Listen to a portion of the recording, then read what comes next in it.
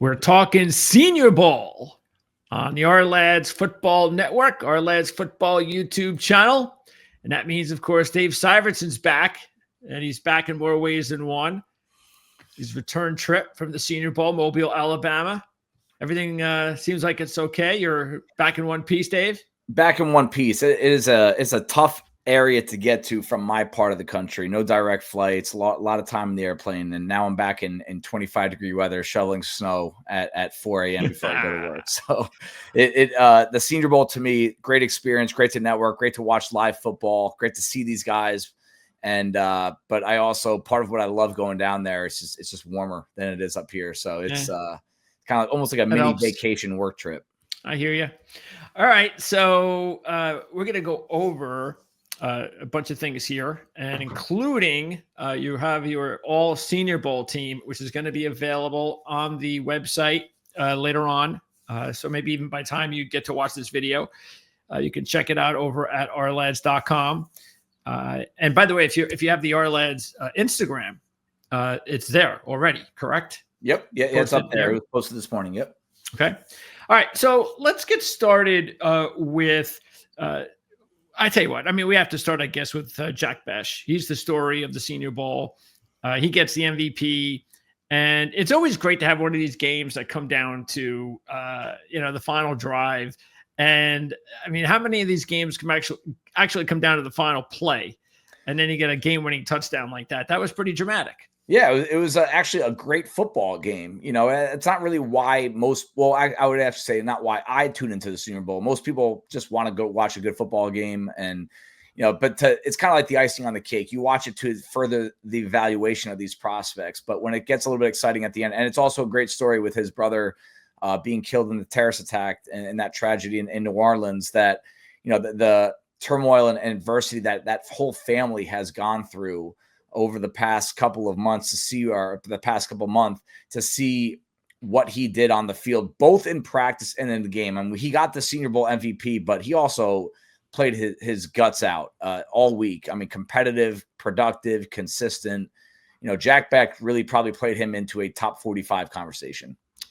Yeah, and it's something else too. It shows you in college, especially with the transfer portal, that you never know when someone is going to bust out, and who hadn't done pretty much. He was just an average player until he decides to transfer, and then boom, he gets his great opportunity to be the man, along with another player that I'm going to ask you about here in a second, and he took advantage of it. Matter of fact, what did he? He actually had a 16.6 average and 9 touchdowns. So that's pretty solid.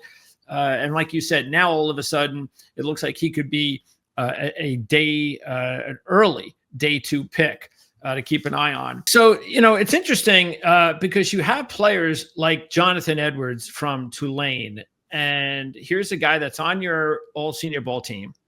Doesn't get much. You look at his production, and it's just not there. Matter of fact, I don't think he's ever had a college interception in his entire career. So nothing's sticking out. And he only played 1 year of FBS football. And you're saying, all right, well, how does Jonathan Edwards get in the Senior Bowl and Denzel Burke does not? It can't be talent, is it? And I don't know whether it is. Sometimes I just wonder whether or not some of it is.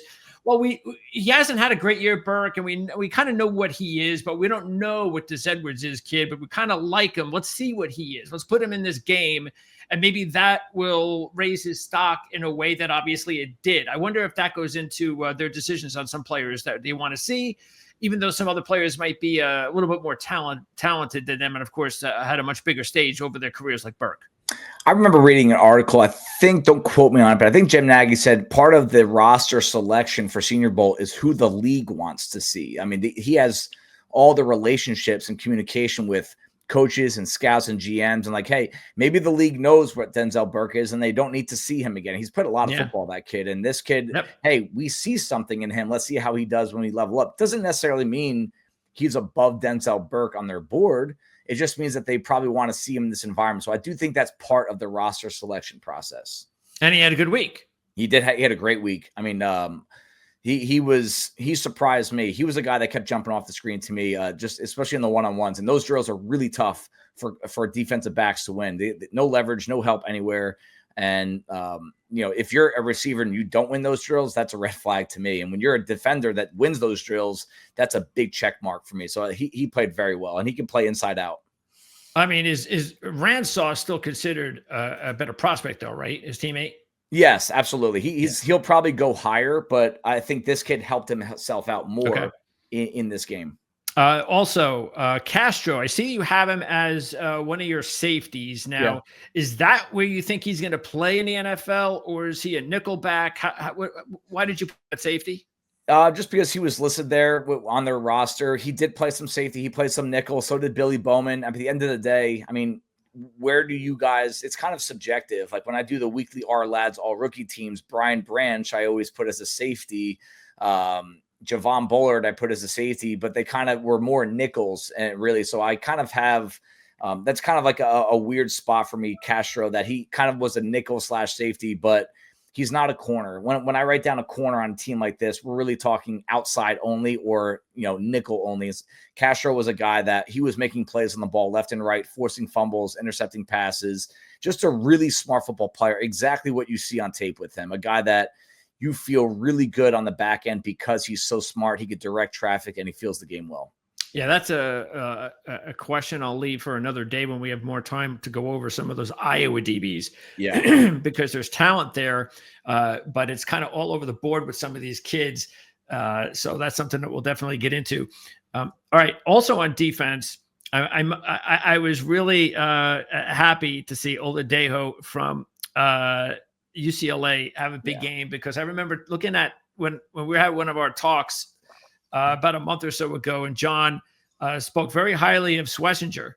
And so I said, all right, I want to take a look at the Schlesinger kid. And I was watching a game or two of tape, and then I looked at this Oladejo kid, and I was like, wait a second, who's this guy? Yeah. And it's like, this guy's like relentless. I mean, I like this guy. And then sure enough, boy, did he look the part. And maybe the best thing, of course, for him was that position change to edge this past year. That's a theme that we see with Jalen Walker and Abdul Carter, is these off-ball linebackers that move to the edge, and everyone wants to talk about them as top 10 picks.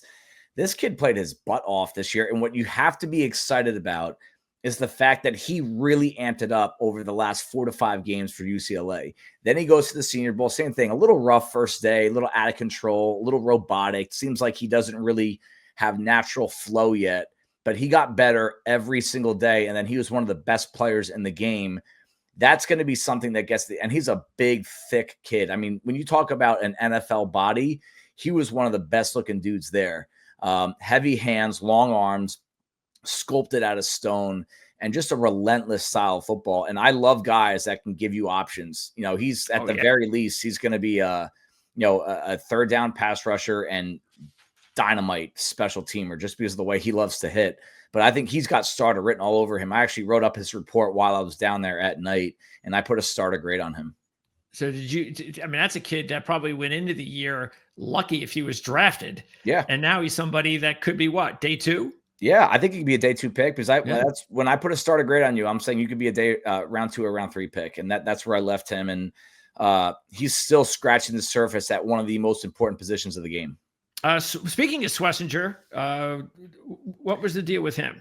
I'm not sure why he didn't play this week. I didn't get info on this week. He wasn't on the field. And he was supposed to play, though. It was one of those, another opt-out. Okay. Yep. All right. By the way, the kid Justin Barrett, speaking of linebackers out of Syracuse, I'm a big fan. I really like, because of the fact that he's got really good size. Yep.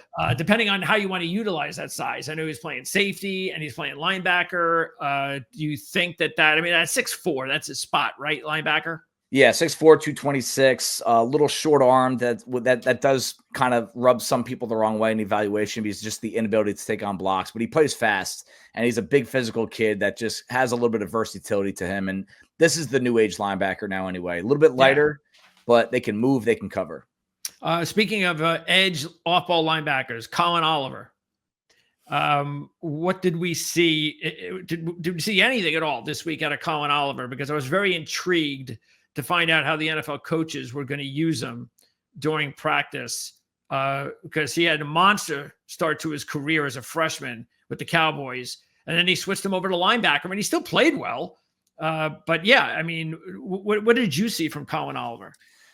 I liked his teammate better, Nicholas Martin, but there wasn't much to it in a group that I almost, when you see a guy like this, like you see flashes and you see David Walker, a couple flashes there.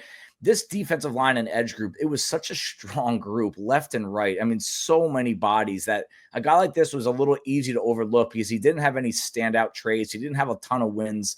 But this is a guy that I think will end up being a day 3 pick. But because of the versatility he showed in college, what role he plays best at will be based on what scheme he projects to best, like what team actually brings him in. I think that's going to dictate his role. But I do think there are multiple physical limitations that will prevent him from being anything more than a backup. But there are flashes in his college tape, which I liked more, that could make him a rotational defender at the next level. Speaking of size limitations, what about Tez Johnson at wide receiver? Also on your all Senior Bowl list. It's just all about that, isn't it? I mean, he's a really tiny, kid, electric though with the ball in his hands. But we've seen this before, and it does not succeed very well in the NFL. How can Tez Johnson be different? He is tough. He is a tougher than nails. Yes, he does move different. Yes, it looks like he's moving on ice skates when he's getting in and out of breaks. Yes, he does catch everything. And if you look at his college tape, the dude breaks tackles too. Yes, he's light, 156. I mean, that's off the radar for some teams. They won't even look at you at that size. But he's such a good football player. He produced at 2 different programs. I think he's going to win guys over in interviews. He's a top-notch kid. And he does have a special trait to him. His ability to separate and the ability to reach his top speed in the blink. And he tracks the ball exceptionally well as too. So again, a team like Miami, like where they kind of overlook size a little bit, if you can move, they're going to find a role for you in that offense. But I know several evaluators. I think Dan Shank is one of them. When you're that small, you kind of aren't even going to get looked at, or you just automatically put into a day 3 tier. Yes. And he'll probably go earlier than that. I do think he's got a day 2 pick in him. Someone's going to fall in with the movement traits because that's what the game is kind of shifting towards. You know what bothers me is, or troubles me, is sort of like what we saw with Tank Dell. Yeah. Good player, small. We know he's tough, but the fact is the small stature is going to hurt him, not because he's not tough and not because he can't take a hit, but his body, will it be able to sustain the hits, and it didn't this year. Yeah. I mean, he showed it when he was healthy, but he couldn't stay healthy. Yeah, and he hurt his knee the rookie season by just run blocking in a pile of NFL defenders. And that is a concern, and it's a valid concern. Yeah. I think when you draft Tez Johnson, you're an offense that already has 2 or 3 wide receivers that are really good, and this is kind of just like an extra toy that you can put into your depth chart, but not someone that you're going to rely on as your number 1, 2, or 3. Okay. Now, speaking of, by the way, you mentioned Miami. Let's talk about their college tight end, Elijah Arroyo, because what you really like about Arroyo is he's got, really good speed and athleticism for his size. Yeah. And he had a really good average per catch down at Miami. And we saw that this week as well. So he had to be somebody that definitely moved up the charts in a very crowded tight end prospect room. Yeah. I mean, it's Tyler Warren and everyone else. And before the year, everyone was saying it was Colston Loveland and everyone else. Yeah. And now you're actually saying Elijah Arroyo could make a case to be picked ahead of Colston Loveland. So now we're talking potential round 1 territory. I still think push comes to shove, that's going to be a little rich. But in this draft, slots 20 to 45. I mean, the guys are so evenly stacked and graded together that it's going to come down to situations. Not everyone wants or needs a tight end, so that's going to bump him down a little bit in some circumstances. But his footwork and ease of tracking the ball and bringing it in stood out to me the second I put my eyes on him. He looks different when he runs routes. He looks different when he catches the ball. And like you said, he was a big play threat for Cam Ward, a true seam runner that could just track the ball over traffic, had no fear with defenders bearing down on him, and a ball doesn't hit the ground if he gets his hands on it. So a guy that can do a lot for your offense. He's not a one-dimensional, one route right kind of guy. He can run every route. He can catch balls in all area. And I'll tell you what, he's a better athlete than you think. Offensive line. Now, a couple of smaller school kids really stuck out at guard for you. Yep. Zabel from North Dakota State and Slater from Sacramento State. Yeah, it's funny. He actually won the Senior Bowl award, the official award they give out for the best offensive player of the week. Wow. And he was the first player I noticed day one, hour one at practice on Tuesday, that he was not losing a single one-on-one, and he was dominating against some really good defensive tackles. Very quick-footed, very balanced, great hands.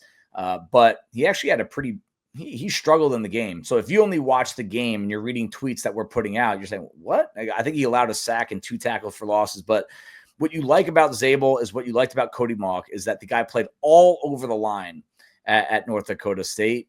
And he's going to project inside the next level, but you really can project him to either guard spot and center. And the baseline in which you're working with, his bounce control, quickness, the second he just gets a little bit more powerful, a little bit stronger, which, guys coming from this kind of program, it usually does take them a year or two before they really are good players. It gives an offensive line options. Hey, if we need to center, we're going to put him at center. Hey, if we're good at center, we're going to put him in one of these guard spots, and he can play both sides. So Graves Abel and Jackson Slater, to me, he started to take over late in the year, and he did it in the game. The dude is a brick house. He does not lose. He gets his hands on you. He does not let go. He plays with a nice, wide, active base. I mean, this was probably one of my favorite, probably most ascending players of the entire Senior Bowl week. A guy that was really off the radar for me. I barely knew anything about him. And I said, this guy is a starting offensive lineman at the next level when I left. Now, 2 guys that did not have good games, also from the smaller schools. Yeah. Vincent and Webb. Yeah. Talk a little about them. And also Grant. I didn't hear much about Grant from William and Mary, but, and look, you said this, I forget when you said it, but it might have been actually the first video we did this past week, where the edge versus offensive line difference in talent was something that was sticking out and would be something to watch, especially for the game. And it happened. It was just the offensive linemen, they were just completely overmatched by the talent, edge rush talent on the opposite side of the field. Yeah. And this was part of it for these 2 kids. Yeah, absolutely. And, I would, it's hard. These one-on-one drills are a little defensive bias, in my opinion, when it comes to the one-on-ones. But you can still look for traits in these one-on-one battles. And I thought that especially Webb looked better in those drills than he did in the game. And that, to me, is a little bit of a red flag. Not that I was having high expectations from him a little bit at all, but he's quick and he's powerful on the move. But the reaction speed post snap is where I think these guys just are a step behind. Neither one of them really could get the angle on these quick defensive tackles that shoot up field right out of their stance. And Carson Vincent from Alabama A&M, he was the left tackle that just got pummeled the entire game, and he didn't have a strong week either. He played hard. You could see the traits there. You could see why he's there. But again, that's another example of, I bet someone wanted to see him more in this kind of action to say, all right, is he dominant at the lower level because he's not playing against anyone good? Or is he dominant at the lower level because he's going to carry that over to the next level? And that these practices in the game alone did prove that he's probably not going to be NFL ready anytime soon. So you're probably looking day 3 for all 3 of those guys. Okay. A few more before we wrap this up. And by the way, we are going to be on real shortly. We're going to be doing a mock draft show. Dave and I will be doing several in between our monthly mock draft shows with John Cooper. Yep. So we'll have one where the 3 of us will just go over probably like we did it the last time, use the rankings as a guide and just talk about that. But then me and Dave, and probably also we'll have a future mock draft show or 2 where we're going to bring in multiple analysts to come on. So maybe we can have 4 or 5 of us at a time. So we're going to have a lot of mock drafts for you guys. So I know everybody loves them and we do too. But before we wrap this up, a few more players quickly.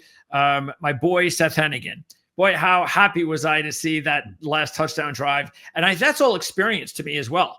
I mean, he knew what he was doing. Yep. He was methodically going up, giving the little 5-10 yard passes. He had a lot of time to get down the field. He knew, and I liked his mobility, including, you even saw it on the last play, the touchdown pass, how he was able to get that ball through all of those defenders That was probably just as hard as the catch that Besh made. But yeah, I was very impressed with Seth. I know he still has a long way to go on the next level, but still, he's a very experienced, highly productive college quarterback. Yeah, I mean, 12 of 14, 132 yards, all in the second half, and including a 2-minute drive at the end of the game that won the game. And, you talk about a guy that is a little off the radar, and he's not going to surge up between now and the draft, but he did everything he could in the opportunity that was given to him, and that's going to mean something. And now, I mean, this whole Brock Purdy situation, every time you see a day 3 quarterback, everyone's going to ask the question for at least the foreseeable future, is this the next one? Is this the next 6th rounder? And you have to scout like that. When you scout, you can't just try to find reasons why people aren't going to succeed at the next level. You want to find reasons why it can work. And he showed that he can stay composed. He can stay accurate in tight situations, in tight coverage. He doesn't need wide open space to complete throws, which you can get that feel from watching his college tape. He can't anticipate. He gets it out quick.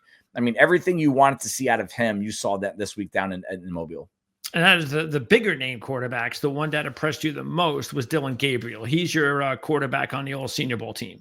Yeah, and it wasn't a really impressive group of quarterbacks, to be honest with you. But what I liked about Dylan Gabriel is that he just does everything right. His footwork, his alignment, his release. He's a point guard. You could envision a point guard dribbling down the court, and he just knows where to go, when to go, how accurate to be. And he knows how to play into his size. There are issues with him at 5'10". I mean, you're talking off the radar small when it gets muddy in the pocket. When you get a lot of bodies coming around him, he's simply just not going to be able to see the field.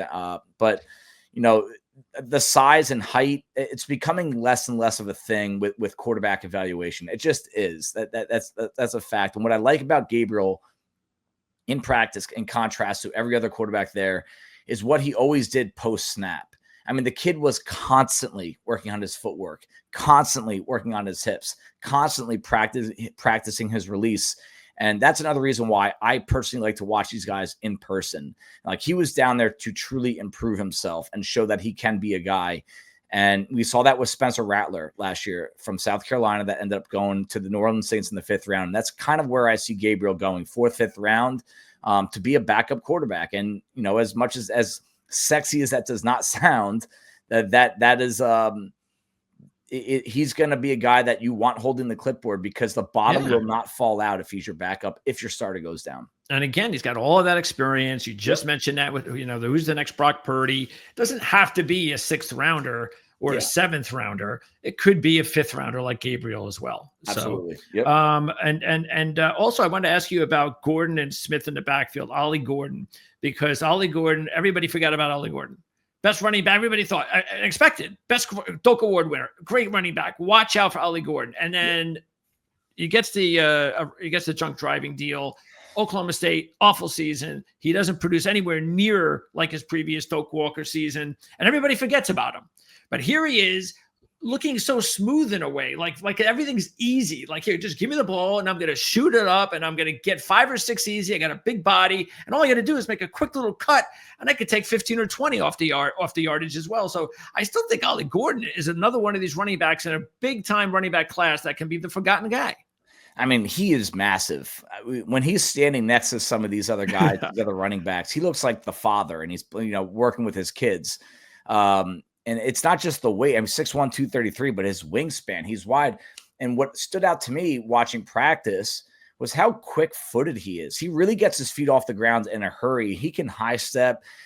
He doesn't change direction exceptionally well. He doesn't accelerate exceptionally well, but that's not his game. He's 233. Yeah. He falls forward. He pushes piles. And, while he's not that much of a creator on his own, there's a spot for him in an NFL backfield, no question. And in a loaded running back group where a lot of guys really rose up this year, I do agree with you that some are overlooking Ollie Gordon a little too much right now. And if he gets put into the right situation, I'm not going to call him Derrick Henry, but that's the kind of play style that he has. He's big, and you are not going to want to tackle him when he's going downhill. That is not a welcome sight for anyone. If this guy gets ahead of steam, and he's physical too, he will try to obliterate you if he gets a head full of steam. But he also has enough foot quickness and balance to be a little shiftier than you think when he really gets going in the open field. And he can catch the ball. He caught the ball really well. And then two more. And then I said Brashard Smith, very productive in college with SMU. The guy looks like he's going to be a really good secondary option out of the backfield, passing downs, things of that nature. He could be a good kick returner. We saw that in the game. But his size, I know that might be a little bit of an issue. So where do you think, he could land? And what did you think of him this week? Really shifty, really quick. James Cook type, burst and ease of movement. He had a really good return in the I think it was a kick return in the game on Saturday. A guy that's going to be able to help you out in a lot of different ways. He can catch the ball, but like you said, not a top guy. Doesn't need to be. Most teams don't use a top running back anyway. He's a role player. He's a guy that you give, 7 to 10 touches a game to, whether it's a running game or passing game, and as a returner. And, day 3 is probably going to be where he goes unless he blows up his workout. But again, I think the strength of the running back class will hurt a guy like this because his strengths are quickness, speed, hands. There's a lot of guys in this class that can run with him, outquick him, and they're 20 pounds heavier. So that's going to hurt him a little bit, but he's a guy that will be on an NFL roster. And I'll tell you this right now, he will contribute to an NFL offense next year.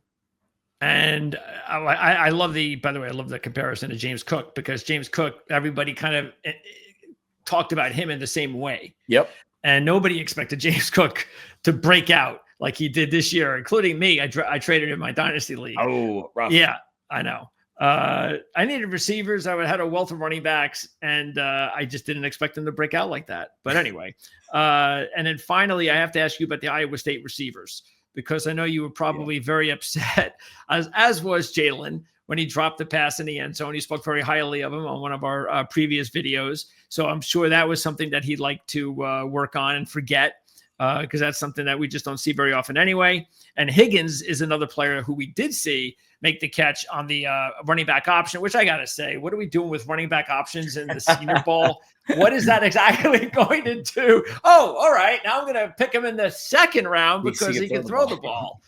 I don't know what that's about, but anyway, I guess it's fun. Yeah, it's fun. And I also think, I think technically you're really not supposed to do that in these all-star games. You're not supposed to blitz, but these coaches can't help themselves. They're so competitive. That's why they're successful. And they said, hey, they're not going to expect this. I want to win this game. Yeah, I think that's what that was. But yeah, Jaden Higgins is a guy that he increased. I'm not going to say he's now graded better, but when you have 15 wide receivers that are day 2 caliber, a lot of these guys are stacked very closely with their grades, and you can use a Senior Bowl week, a pro day workout, a combine workout to help break ties. And Jaden Higgins, to me, was kind of like towards the bottom of that group heading in, just for me personally. Okay. And his route running, ability to get open, and the ability to finish, which I'm not surprised by at that size, but he caught a lot of balls in traffic, and he really got off the line very well. So at that size, that's something a lot of the receivers in this class do not have. Like he's, I think he's 6'4", 217 with long arms. I mean, that is a welcomed target for a lot of quarterbacks in a league where every team just has a lot of short, smaller receivers. You still want that big possession guy. I thought he was the best possession guy outside of of Betch from TCU. Jalen Noel is just one of 5 or 6 slot onlys. And I'm still walking away from there saying he's the best, even better than Tez Johnson and Xavier Restrepo, who I both like. But Noel just has a little bit more completeness to him, and I think he's a little bit better at the route running part of the game, and that is what shows up in the one-on-ones. It doesn't always show up in the game situations, and there's a lot of variables, but he had a good week. He did not shine in the game like I thought he could. Okay, so that's going to wrap it up. We want to remind everybody, this is the Ourlads draft guide from last year. This year's, of course, will be available around the first week of April. So go ahead and order it as soon as you can. Get it in there. Make sure you can account for this in your bank account, your expenses before they go away. The wife might want to take that for something else. No, you get your draft guide. So anyway, so make sure you do that. And again, for our mock drafts, we are going to, again, at some point between now and the beginning of the next, actually, I think we did it a couple of weeks ago. So probably in the next couple of weeks, maybe Dave and I will do one, but look out for it. That's why you need to subscribe here on the channel. at all costs. That is the lifesaver for you. So you'll never miss one of our mock drafts. We're going to have plenty of them between now and the draft. So Dave, appreciate your time as always. And again, want to remind everybody to check out the Ourlads website for your all Senior Bowl team, which will be available on the website later tonight if you watch this video, which we are recording it on Monday afternoon. All gas, no brakes. See you next week, Greg. Sounds good. Thanks, Dave.